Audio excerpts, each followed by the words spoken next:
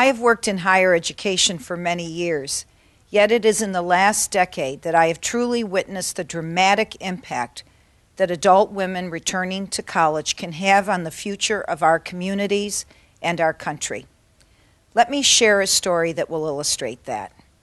Recently, I watched as one of our alumni and her husband entered a local country club for a donor recognition event.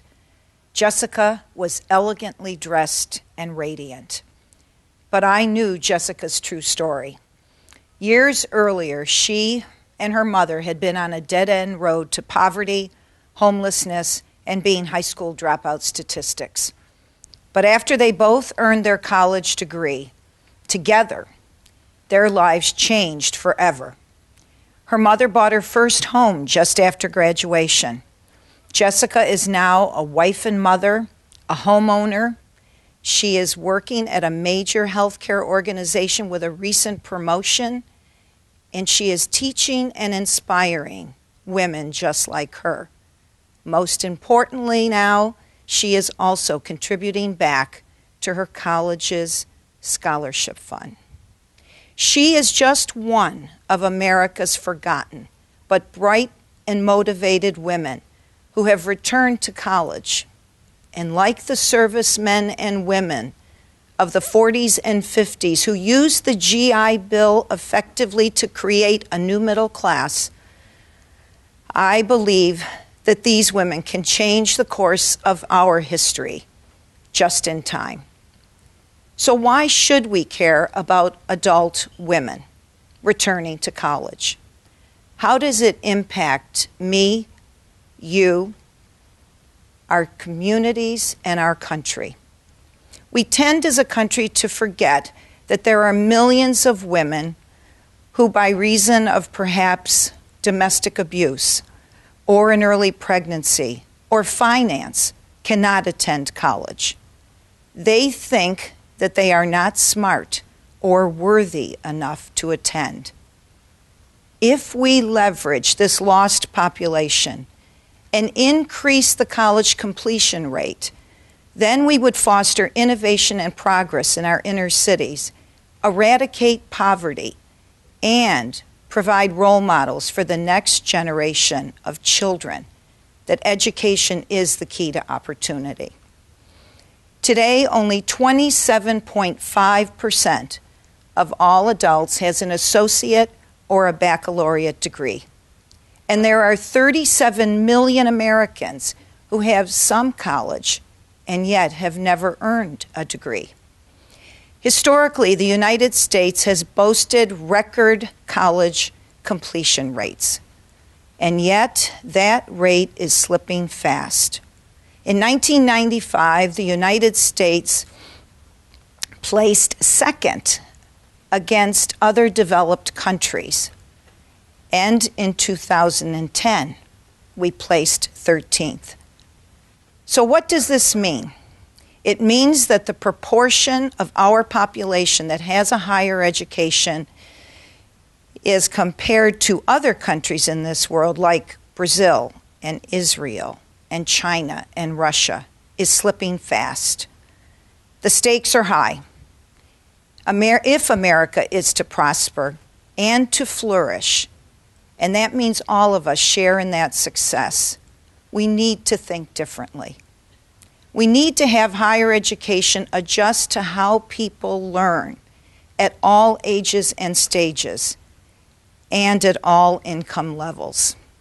In fact, research will indicate that for the population at the bottom half of the income distribution, only 12% obtains a college degree by the age of 24.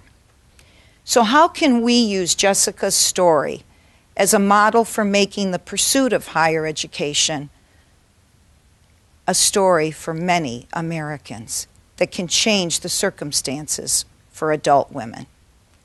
So let me share more about why we need to pay attention to women like Jessica and her mother. Jessica's mother fled her main home in the middle of the night as a result of domestic abuse. Jessica was 2 years old. Her mother hitchhiked, desperate, to a local bus station. and she arrived in Connecticut at her mother's home. She had little in her pocket.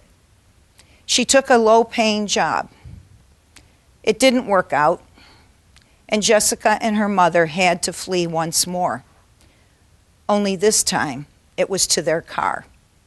Yes, they were living in their car, and no one knew that that was their home until one of Jessica's friends from high school found out and invited Jessica and her mother to live with her in her tiny apartment on Christmas Eve. Eventually, Jessica's mother went on to another apartment, and she achieved her GED, which is essentially a high school diploma. She still had low-paying jobs, and their life was still a struggle, constantly moving, always looking to be safe and secure, and wanting what all of us want, a home of our own. Jessica's life as one of America's poor was not an easy one. She was bullied and taunted and made to feel less than she was worth. So guess what happens? Jessica didn't finish high school. She moves in with a friend and takes a minimum paying job. Does this sound familiar? But here is where the story changes. Jessica went on to earn her GED, and one day her mother told her of a highway billboard sign that said, "Earn your college degree on Saturdays." This was what they were looking for, an opportunity to work and to achieve a college degree. Jessica's mother was going to learn more, and she encouraged Jessica to do so as well. Jessica arrived at the traditional red-bricked building at admissions, and she questioned herself. She wondered if she were smart enough or worthy enough to attend. But they both enrolled and they both graduated, and Jessica went on to earn her MBA. Their stories illustrate how higher education is the economic driver for prosperity of our citizens and our country. Ever since the Morrill Land Grant Act, the GI Bill, and Title IX were written into public policy, the dynamics of opportunity have changed for the masses. We created large public universities and colleges across our country. We provided a pathway for our veterans to get a college education, and we found a way to ensure equity for women in athletic programs. The result? More educated citizens and a new middle class that went on to drive business development, ultimately providing for better lives for families, and women who now had access and knew that they could compete and excel. Our country needs another bold action. We cannot rely on what worked 50 years ago in educating Americans. We are a very different country. We often think of college students as age 18 to 22 living on a college campus, when in fact that is less than 25% of all college students in America. In truth, our college student populations include a growing adult segment. The student of today is very different and has very different expectations. The traditional model in higher education does not work. It needs to adjust. I truly believe that the adult woman who has not had the chance to start or complete her education, the single mother living in or at the edges of poverty in our country can be the key of progress in our country, and at the same time address the need for more college-educated Americans to meet the demands of the workforce for 2025. If we merely focused on this group of Americans, especially women without a college degree, consider the upside benefits. In most cases, children are living with their mothers, whether through divorce, abusive relationships like Jessica's mother, or circumstances beyond their control.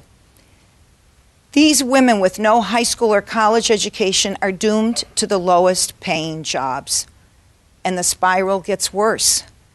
They then have difficulty finding good child care. Their work hours are long. They don't have the stamina or the time to read to their children or be involved in the PTA. And those children then tend to lose their love of learning and drop out of school themselves. So what if the mother obtained her GED and her college education? What would this do? She would be a role model for her children, and she would ensure that they would complete high school and college. In fact, children of college-educated parents are 80% more likely to attend college. She could advance in her career and then be able to save for her child's education and maybe buy a home, pay taxes, and maybe even contribute to one or more charities of her choice. She could break the cycle of poverty. But she could spur economic development in our inner cities, maybe become an entrepreneur or business owner. For the last 20 years, women have been starting businesses at a higher rate than men. And by 2018, women will have created over half of the anticipated new small jobs in America. For all Americans, but especially for these forgotten, invisible adult women, education is a buttress against challenging times. In a recent Boston Globe article, it stated, "Higher education is expensive, challenging, and time-consuming, but ultimately it's an investment that will pay off in today's knowledge-based economy." College graduates are more likely to stay employed and earn more over the course of their lifetime. In 2011, the unemployment rate nationally for those with at least a baccalaureate degree was 5.3%, well below the overall U.S. rate of 9.1%. Unemployment among those with just a high school diploma was 12.5%, but the jobless rate for the high school dropout was nearly 19%. A college graduate will earn on average of $2.3 million over the course of a working life, $1 million more than the lifetime earnings of someone with just a high school diploma. So what are the public policy conversations we should be having about leveraging these adult women, our key to progress in America? Let's focus the delivery models for a college education that meet the students where they are and what they need to be successful. Let's not just invite government leaders and business leaders and higher educational specialists to solve the rising costs and the abysmal completion rates. Let's include women like Jessica and her mother in that public conversation.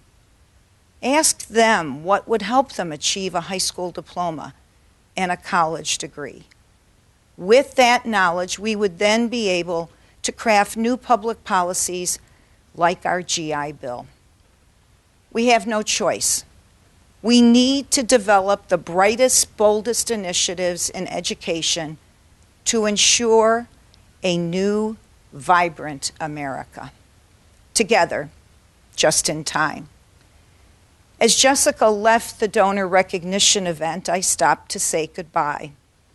She and her husband told me what a wonderful time they had learning about all the initiatives and projects that our students were doing in research, in their academic studies, and in some of our travel programs. Her husband shared with me how important teaching adult women is to Jessica, because through her owning and sharing her own story and journey, she has given other students hope. But it was Jessica's last words that will forever be in my heart and mind that make me such a fervent advocate for educating and advancing adult women.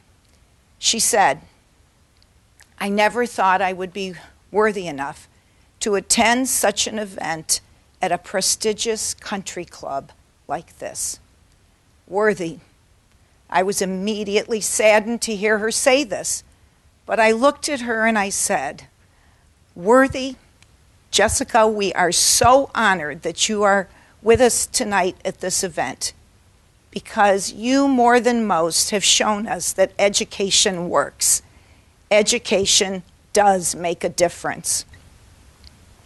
Think of what you're doing now as you contribute to the next generation of students through your generosity of scholarship funds.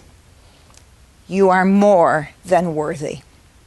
I now want you to meet these worthy women. Jessica and Ann, please join me on stage.